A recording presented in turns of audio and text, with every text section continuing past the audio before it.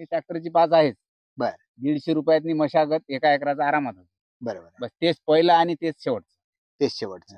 म्हणजे फक्त जे पेरायचंय आपल्याला एवढं पाहिजे, एवढी 5 इथे चालू द्यायची, बाकी जमीन काही उकरायची नाही. धूळ बनते.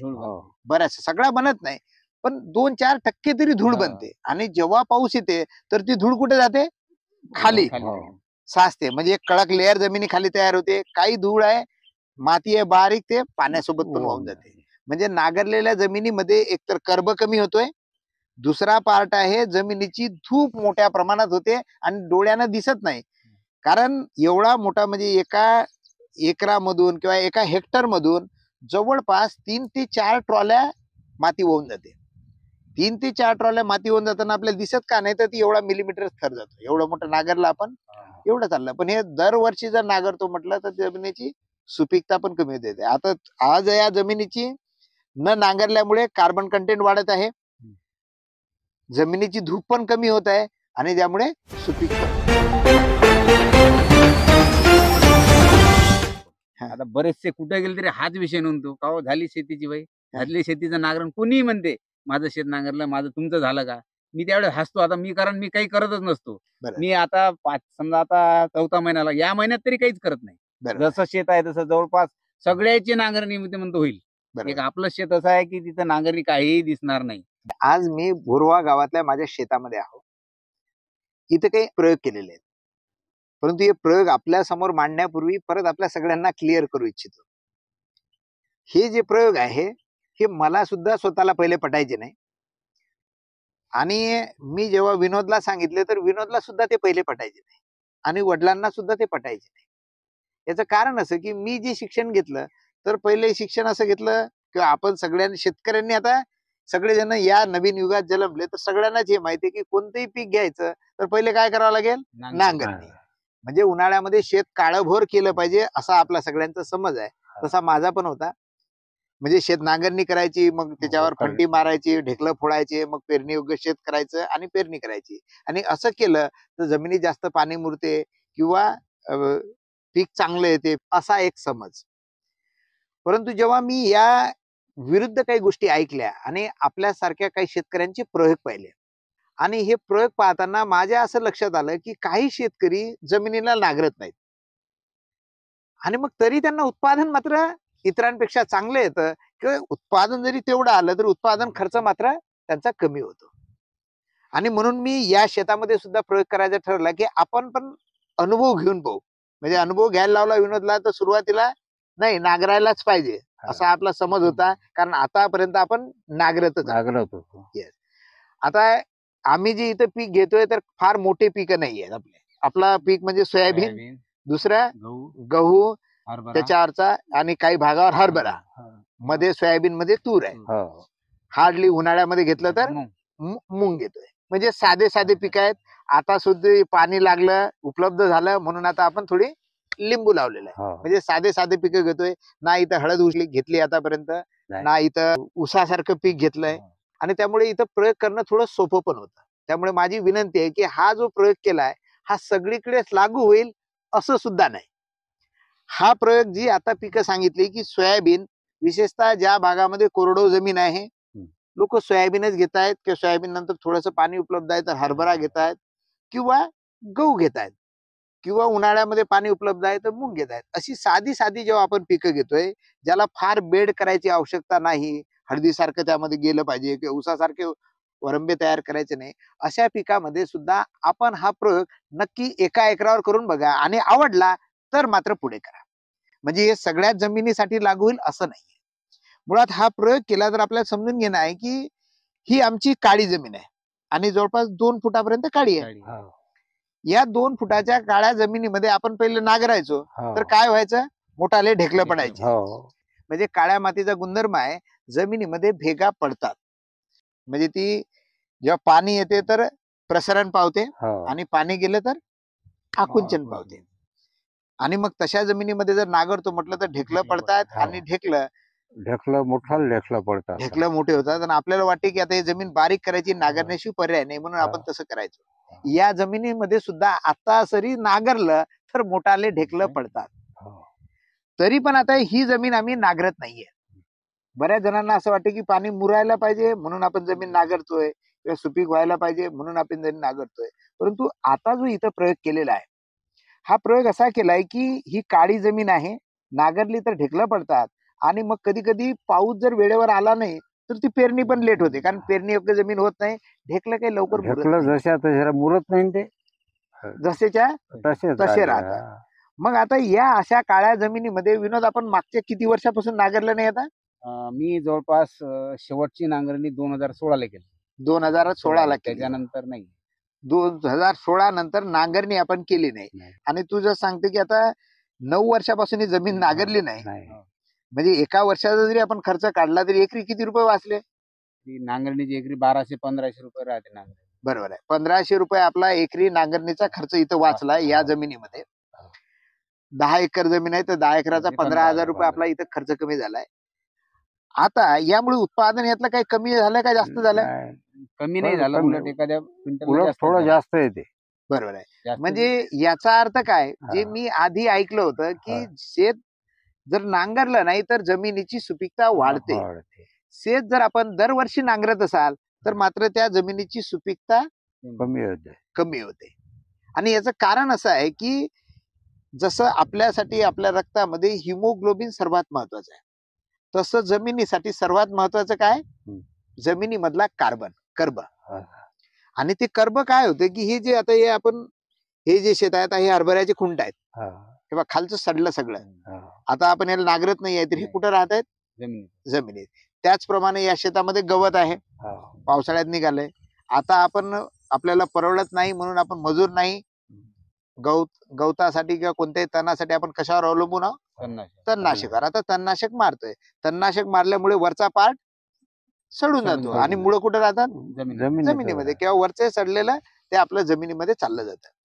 आता हे जेव्हा जमिनीमध्ये राहते तर तेव्हा त्याच्या माध्यमातून कार्बन तिथं स्टोअर होतो, म्हणजे त्याच्यामध्ये असलेला तो बाहेर जात नाही. सोबतच जमिनीमध्ये गांडूळ पण असतात, इतर काही चांगले जीवाणू असतात, ती सुद्धा त्यांच्यामध्ये सुद्धा कार्बन स्टोअर होतो. म्हणजे वेगवेगळ्या माध्यमातून जमिनीमध्ये जो स्टोअर केलेला कार्बन आहे आपण न नांगरल्यामुळे तो हवेच्या संपर्कात येत नाही आणि म्हणून या जमिनीची सुपीकता वाढते. जर जमीन नांगरली तर काय होतं, ते पूर्ण ओपन होतं आणि जमिनीतला कार्बन आपला हवेमध्ये चालला जातो. म्हणजे जमिनीचे जर सुपीकता कमी झाली तर मात्र मग आपण किती रसायनं दिले तरी काही फरक पडत नाही, उत्पादन वाढत नाही. आपल्याला दिसते की खूप चांगली आपण मेहनत करतो परंतु आपली जमीन जर सुपीक नाही तर मात्र आपल्याला उत्पादन फारसं तसं येत नाही. आपल्याला आता शेणखत सुद्धा टाकायला फारसं नाहीये, प्रत्येकाकडे जनावर आले नाही. जसं आता आपल्या घरी सुद्धा आपण ट्रॅक्टर आला छोटा म्हणून आता बैल ठेवले नाही, फक्त गाय आणि म्हैस आहे दुधासाठी आणि थोडंफार शेणखत निघतं. तेवढ्याच भरोशावर एवढी जमीन सुपीक होऊ शकते का? नाही. म्हणजे तेवढं शेणखत पण नाही, इतर शेतकऱ्याकडे पण ते नाहीये. मग आता या जमिनीला जर सुपीक करायचं असेल तर एकमेव पर्याय आपल्या समोर उरतो आणि तो म्हणजे जमिनीची कमीत कमी मशागत करणे.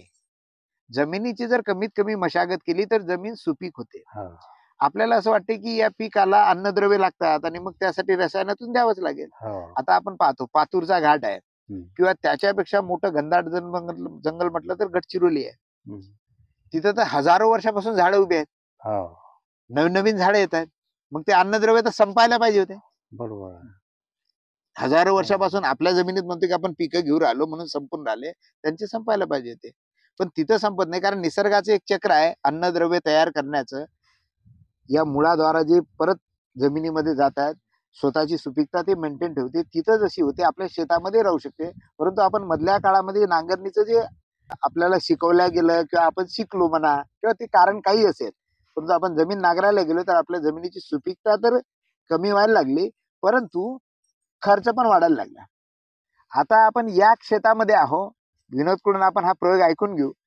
आपल्याला पटला तर मात्र आपण हे 1, 2, 3 एकरापासून सुरुवात करा आणि आवडला, आपल्या जमिनीमध्ये जर सूट झाला तर मात्र आपल्या जमिनीमध्ये पण करा. कारण प्रत्येकाच्या जमिनीमध्ये ही गोष्ट सूट होईल असं नाही.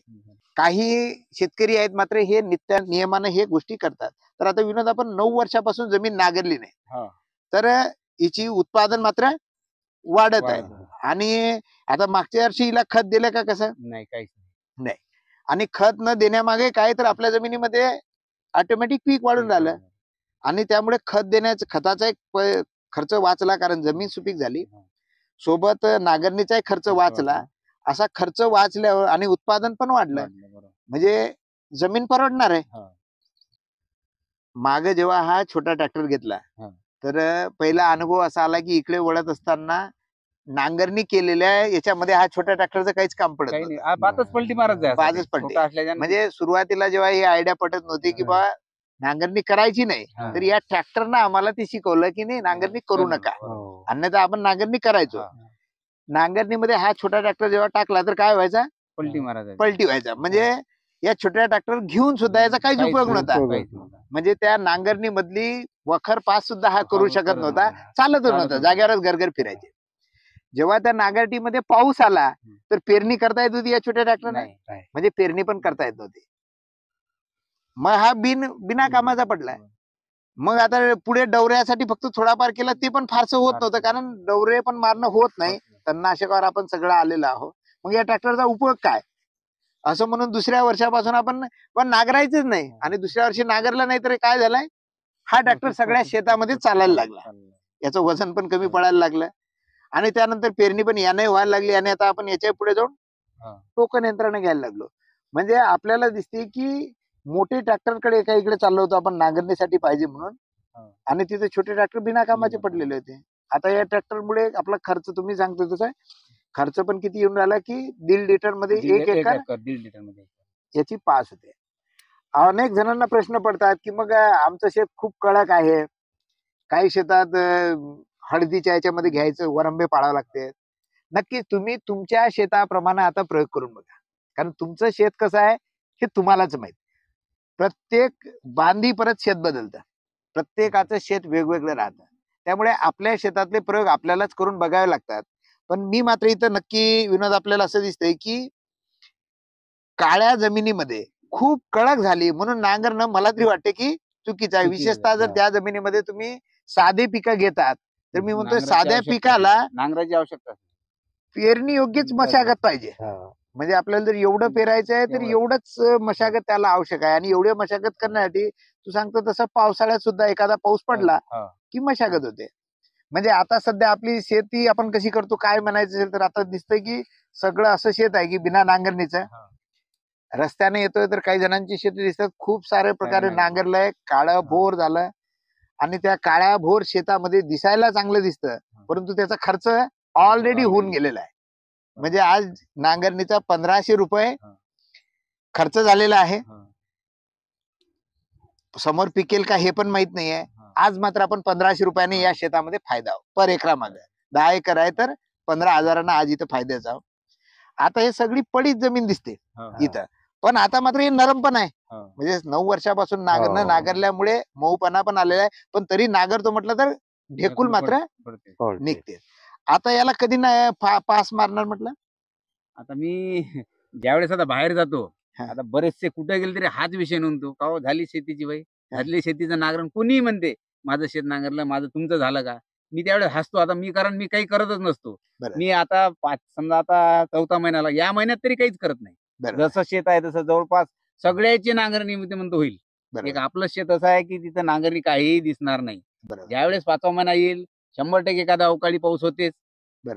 शक्यतो एखाद्या वेळेस नाही झालं तर मी कधी स्प्रिंकलरचा एक थोडासा ओलावा देतो त्याला, आपल्याला पाणी असल्यामुळे. नाही तसं होतेच, पण 5व्या महिन्यात ढगाळ वातावरण आहे, एखादा दरवर्षीचा अनुभव आहे की एखादा पाऊस हा होतोच. तो पाऊस झाला की जवळपास मेच्या पहिल्या आठवड्यात, दुसऱ्या आठवड्यात किंवा तिसऱ्या आठवड्यात ते झाल्यानंतर हे ट्रॅक्टरची पास आहेच. 150 रुपयातनी मशागत एका एकराचा आरामात होतो. बस तेच पहिलं आणि तेच शेवटचं. म्हणजे फक्त जे पेरायचंय आपल्याला एवढं पाहिजे, एवढी पास इथे चालू द्यायची, बाकी जमीन काही उकरायची नाही. म्हणजे इथं जे ट्रॅक्टरनं नांगरणी करायचं काम नाही. म्हणजे माणसानं तर कोणी नांगरणी आता करतच नाहीये, हा शब्दच कालबाह्य झाला. सध्या नांगरणी म्हटलं की जे आता आम्ही उच्चारतोय ते ट्रॅक्टरची, पण या ट्रॅक्टरच्या मुळे एकतर जमीन कडक येते, खाली एक लेअर होते. परत आपल्याला असं दिसते की जेव्हा ट्रॅक्टरनं आपण नांगरतो तर हे अशा प्रकारचे जे मातीचे कण बनलेले असे ट्रॅक्टरचे नाही राहत, धूळ बनते. बऱ्याच सगळा बनत नाही, पण 2-4% तरी धूळ बनते. आणि जेव्हा पाऊस येते तर ती धूळ कुठे जाते, खाली. साचते, म्हणजे एक कडक लेअर जमिनी खाली तयार होते. काही धूळ आहे, माती आहे बारीक, ते पाण्यासोबत पण वाहून जाते. म्हणजे नांगरलेल्या जमिनीमध्ये एकतर कर्ब कमी होतोय, दुसरा पार्ट आहे जमिनीची धूप मोठ्या प्रमाणात होते आणि डोळ्यानं दिसत नाही. कारण एवढा मोठा, म्हणजे एका एकरामधून किंवा एका हेक्टर मधून जवळपास 3 ते 4 ट्रॉल्या माती वाहून जाते. 3 ते 4 ट्रॉल्या माती होऊन जाताना आपल्याला दिसत का नाही, तर ती एवढा मिलीमीटर थर जातो. एवढं मोठं नांगरला आपण, एवढं चाललं. पण हे दरवर्षी जर नांगरतो म्हटलं तर जमिनीची सुपीकता पण कमी होते. आता आज या जमिनीची न नांगरल्यामुळे कार्बन कंटेंट वाढत आहे, जमिनीची धूप पण कमी होत आहे आणि त्यामुळे सुपीक पण होत आहे. म्हणजे मागच्या वर्षी खत का नाही दिलं, तर त्याचा अनुभव असा होता की आधीच्या वर्षी पीक जास्त वाढलं. म्हणजे सोयाबीन या जमिनीमध्ये आवश्यकतेपेक्षा जास्त वाढायचं. दरवर्षी मग पुढच्या वर्षी अजून खत कमी करा, अजून सोयाबीन इथलं वाढताना दिसत होतं. मग मागच्या वर्षी खतच न टाकता सुद्धा इथं प्रयोग करून बघितला की खतच नाही टाकू, कारण सोयाबीन वाढतं. तर मात्र खत न टाकता सुद्धा सोयाबीन किती पिकलं मागच्या वर्षी? 12 क्विंटल, एकरी 12 क्विंटल. एकरी 12 क्विंटल. म्हणजे खतावरचा खर्च पण आता वाचला, म्हणजे नांगरणीवरचा खर्च वाचला. हरभऱ्याला पण खत नव्हतं दिलं. आणि त्याच्यानंतर हरभरा पेरला, तर हरभऱ्याला सुद्धा खत द्यायचं काम नाही पडलं. हरभरा किती पिकला? हरभरा 8-9 क्विंटल. बरोबर आहे. पुन्हा पेरण्याचा खर्च नाही ना, ते टोकन यंत्र, टोकन यंत्राने पेरला, म्हणजे तो त्यामध्ये बियाणे पण वाचलं. म्हणजे एकरी 20-22 किलो. एकरी 22 किलो. बरोबर.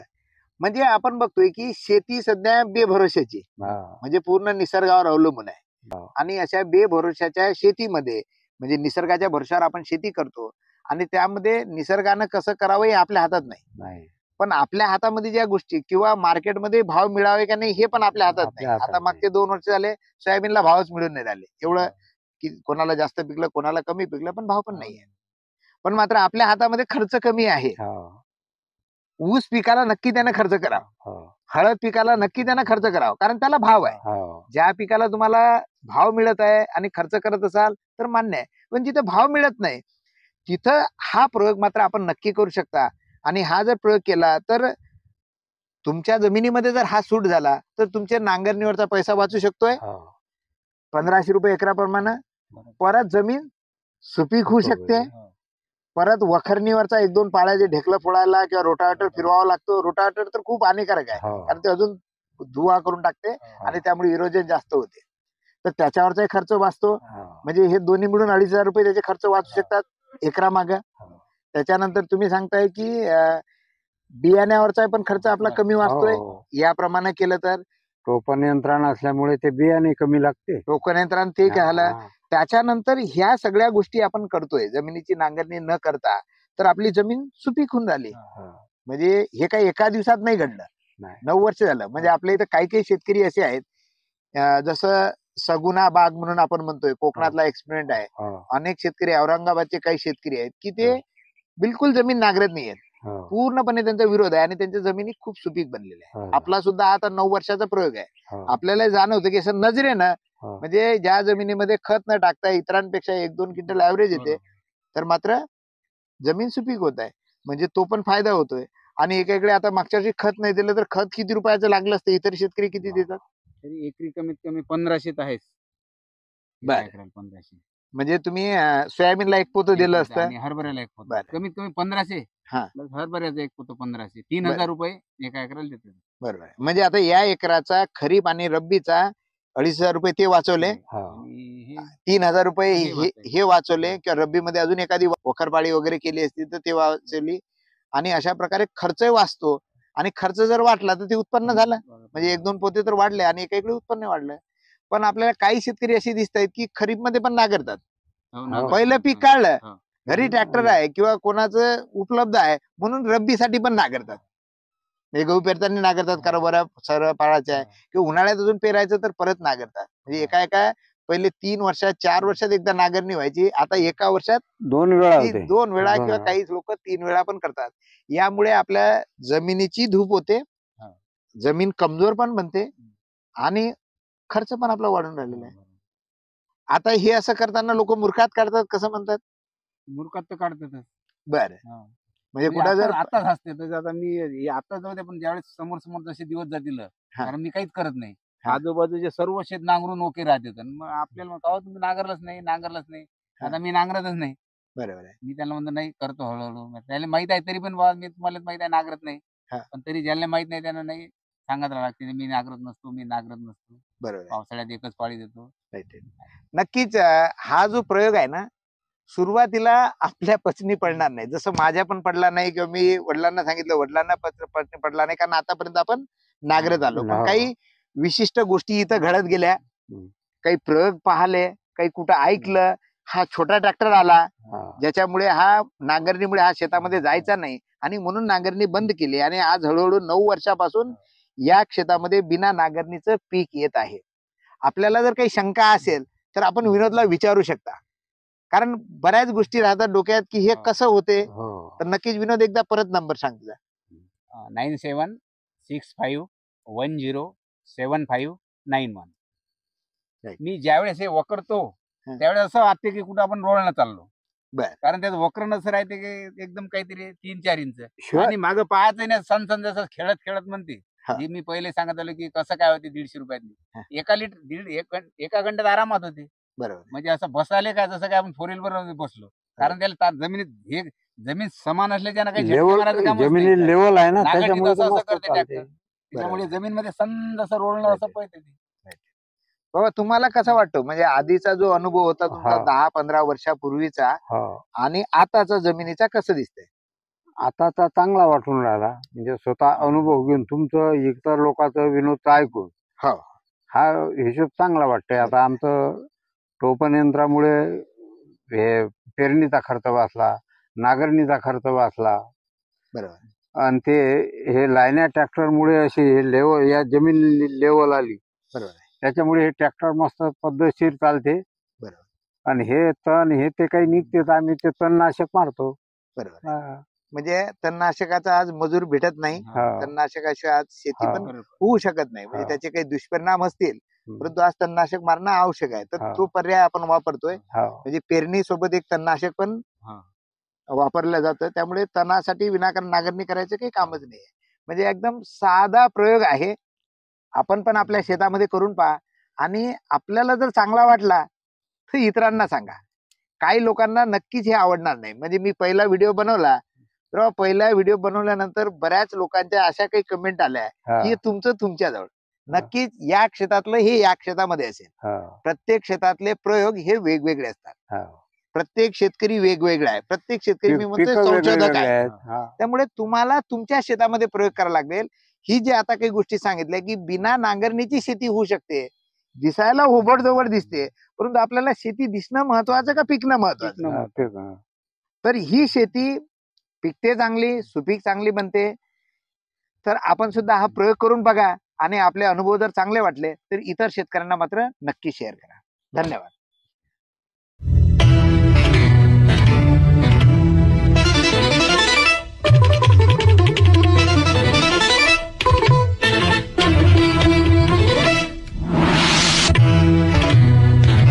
News One Maharashtra.